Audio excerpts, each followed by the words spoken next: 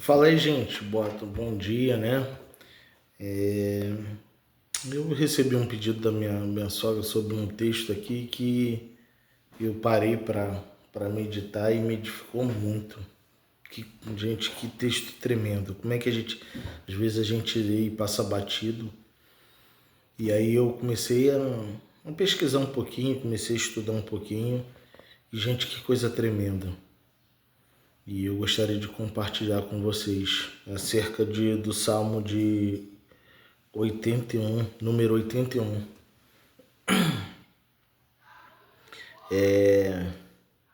Só o versículo 7, depois eu vou esmiuçando cada um. Versículo 7 do Salmo número 81 diz assim: Clamaste na angústia e eu te livrei. Respondi-te do lugar oculto dos travões. Provei-te nas águas de Meribá. Eu estava refletindo sobre esse salmo e fazendo um pequeno preâmbulo aqui. Esse salmo foi escrito por Asaf. Asaf, ele tinha uma responsabilidade muito grande acerca do que envolve ao culto ao Senhor. Não só na regência dos salmistas, dos cantores, né, e instrumentistas, mas todo esse aparato, toda essa estrutura de culto era responsabilidade, e cuidado também do templo, né? Era responsabilidade de Asaf. Era um homem experimentado, um homem que experimentou, gozou de uma intimidade com Deus tremenda e ganhou muitas honrarias. Uma delas, só para salientar, foi ele que estava lá na inauguração do segundo templo de Salomão. Aliás, desculpa, na inauguração do segundo templo, a qual a glória desceu, a gente já conhece ali, a majestade foi de forma tremenda, em segundo Crônica lá. E Deus começa a usar a boca de Asaf, ou melhor, as mãos, né, porque foi escrito, mas certamente foi cantado esse salmo, com a finalidade de exortar Israel. E essa exortação, ela ecoa nos nossos corações, porque nós não somos muito diferentes de Israel. Aqui já começa com esse salmo de Asaf, uma convocação. O versículo 1 diz assim: Cantai alegremente a Deus, nossa fortaleza, celebrai ao Deus de Jacó. Aí ele vem discorrendo, né, falando sobre os instrumentos: tomai o saltério, trazei o adufe, a harpa suave, a laude, tocai trombeta. E ele ratifica e ele endossa aqui no versículo 4 que isto é um estatuto para Israel, é um mandamento, é uma orientação, é uma solicitação do nosso Deus, que a gente se alegre. Olha como é que Deus é tão cuidadoso, que ele coloca nessa forma. Por quê? Porque para algumas pessoas é necessário. Tem umas que já tem esse espírito adorador, que voluntariamente vai se lembrar dos grandes feitos do Senhor ao longo da história e na nossa vida, e naturalmente vai adorar o nosso Deus. Mas tem uns que, por força de lei, por força de mandamento, e Deus conhece a nossa estrutura, quando muitas das vezes a gente começa, muito lembrando muito a questão do exercício, que a gente começa, vai muito mais por disciplina do que por vontade, mas depois a gente é compensado através de um hormônio de dopamina. Estou usando esse paralelo aqui só para a gente entender. E depois vem aquela satisfação, caramba, de ter feito o que é certo e o que é devido. E aí você vê aqui no Salmo de número 30, de 81, traz uma ideia de um pai que no auge da sua sabedoria, da sua experiência, orienta um filho rebelde que não quer ouvi-lo. E você vê toda a doçura do Senhor em tentar trazer esse filho, né, que simboliza Israel, mas fala muito sobre nós também. A doçura do Senhor de lembrar que Ele a todo momento é a melhor escolha. De todo momento mostrar que aquele que busca a sua face e segue os seus estatutos, as suas orientações, é bem-sucedido.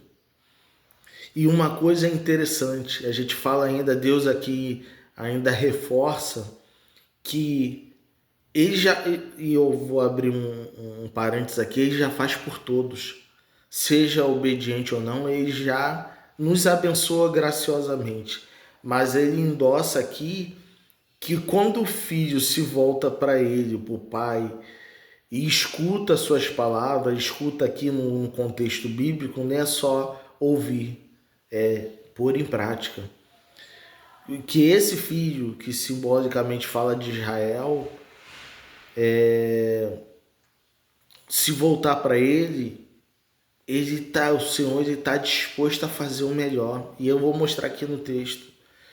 E o Senhor, ele tenta a todo momento convencer Israel que ele é a melhor opção. Olha como é que ele diz aqui no versículo 6: tirei dos seus ombros a carga, as suas mãos ficaram livres de cestos. Meu Deus do céu. Sabe o que você está vendo aqui? Um Deus a todo momento nos convencer que o caminho para Ele, o caminho nele, voltar-se para Ele é a melhor opção. E Ele, aspas, vou ser bem enfático, aspas, Deus propositalmente, se é que eu posso usar essa palavra, se apequena aqui no intuito de criar empatia e trazer, vem meu filho, vem para caminhar com teu pai, que você vai ver coisas tremendas. É mais ou menos assim, Deus a todo momento fazendo um esforço tentando convencer Israel que ele é a melhor opção para o seu povo, que está debaixo da vontade do Senhor é a melhor opção. Olha o que ele diz aqui, ó, no versículo 7. O Senhor lembra aqui, ó, clamaste na angústia e te livrei, respondi-te no lugar oculto dos trovões, provei-te nas águas de Meribá. Aqui fala sobre resposta. O Senhor prontamente respondeu a Israel, ouviu. O nosso Deus, ele trabalha assim. Quando ele vê quebrantamento no nosso coração, quando ele vê sinceridade, o Senhor prontamente responde. A segunda coisa que a gente está de forma subliminar aqui, quando ele fala assim, no oculto dos trovões, está falando da sua grandeza. Está falando de um Deus que vai além das nossas expectativas e imaginações. Ele está falando aqui de um Deus de recursos inimagináveis e intermináveis para atuar em favor dos seus filhos. E aí ele usa aqui o texto aqui, provei-te nas águas de Meribá. Onde foi? Que águas são essas de Meribá?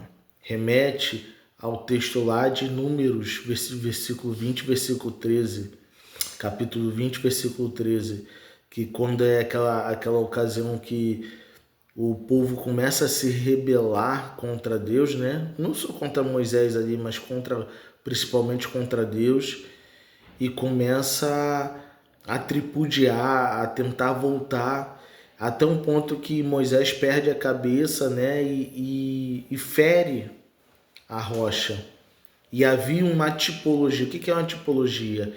É um simbolismo ali, uma ação que faz, que remete, né, que aponta, melhor dizendo, para um evento futuro maior e mais profundo. O que simbolizava ali a orientação de tocar na rocha, de ferir a rocha ali? Era a tipologia de Cristo na cruz sendo ferido, a qual o seu lado foi ferido, e ali saiu água e sangue, né? E ali, movido por ira, né? Era um homem como qualquer um. E apesar de a Bíblia enfaticamente dizer que Moisés era um homem muito manso, né?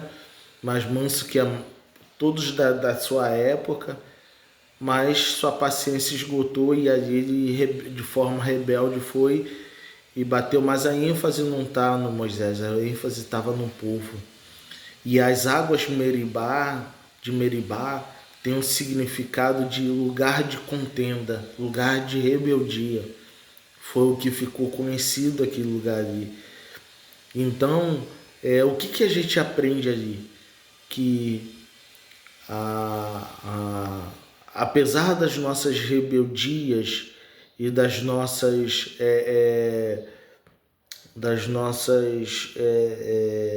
contendas, se a gente se arrepender, Deus está pronto para nos perdoar. E aí, seguindo em frente aqui, o que assim mexeu muito com a minha alma nesse texto vem dizendo aqui que Deus a todo momento libera promessa. Se vocês vierem até mim, se vocês buscarem a minha face, se vocês me tiver como o teu Deus, eu vou liberar tais e tais bênçãos. Aqui, ó, versículo 10, ó. Eu sou o Senhor teu Deus, e te tirei da terra do Egito. Abre a tua boca e te encherei.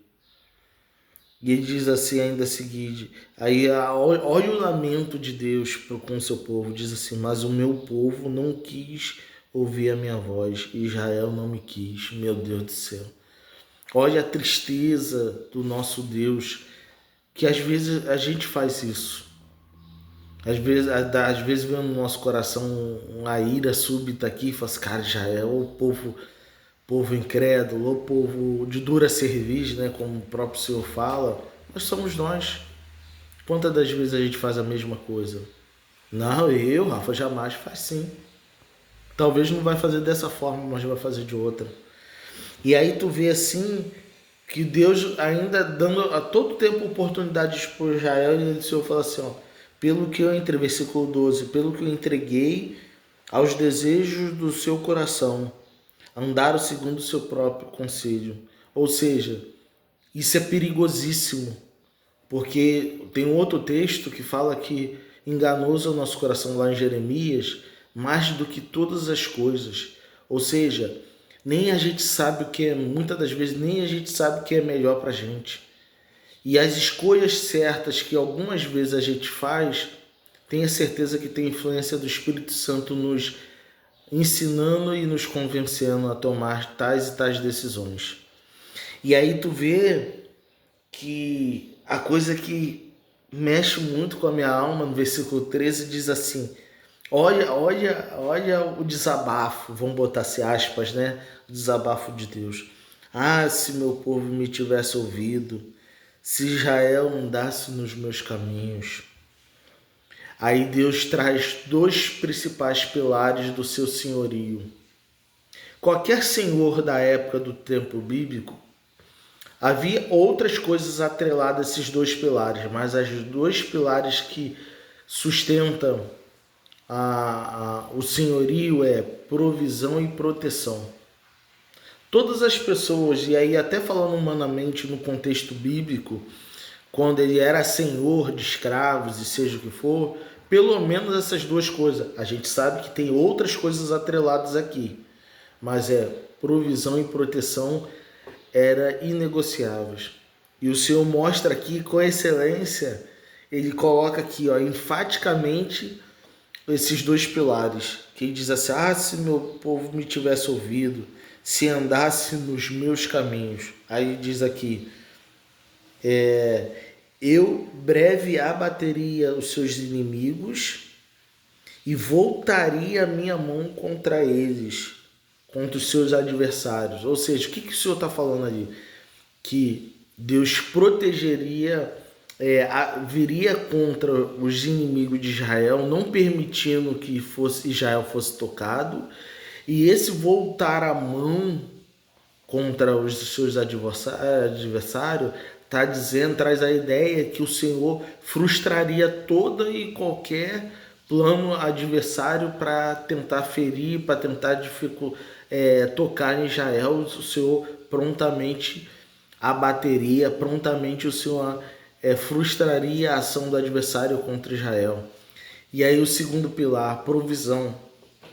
E aí diz aqui, ó,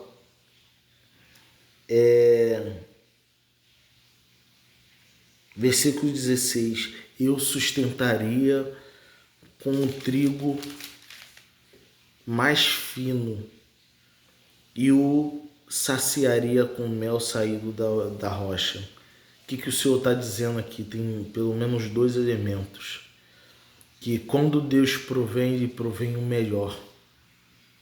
Ele diz aqui enfaticamente, quando ele bota aqui o trigo mais fino, está trazendo uma ideia de melhor comida mais saborosa, que nutre, que alimenta, que sustenta, que atende todas as necessidades do corpo. E a segunda, saciaria com mel saído da rocha. Muitas das vezes no contexto bíblico lá, quando fala de mel, não está falando do mel de abelha que a gente conhece hoje. Era mel de tâmara, que era uma fruta característica daquela época, saborosíssima e muito doce, né? Característica pela sua doçura. E qual o elemento que está intrínseco aqui, que ele diz, né? Saciaria com mel saído da rocha. Mel saído da rocha? O que o Senhor está querendo dizer? Que o Senhor está disposto a operar o sobrenatural para atender a sua necessidade e seus anseios. Olha que Deus tremendo. Receba essa palavra, medita nisso, se alimente disso, porque todos aqueles que optaram em servir e andar nos caminhos do Senhor certamente são bem-sucedidos. Amém? Deus abençoe. Fique na paz.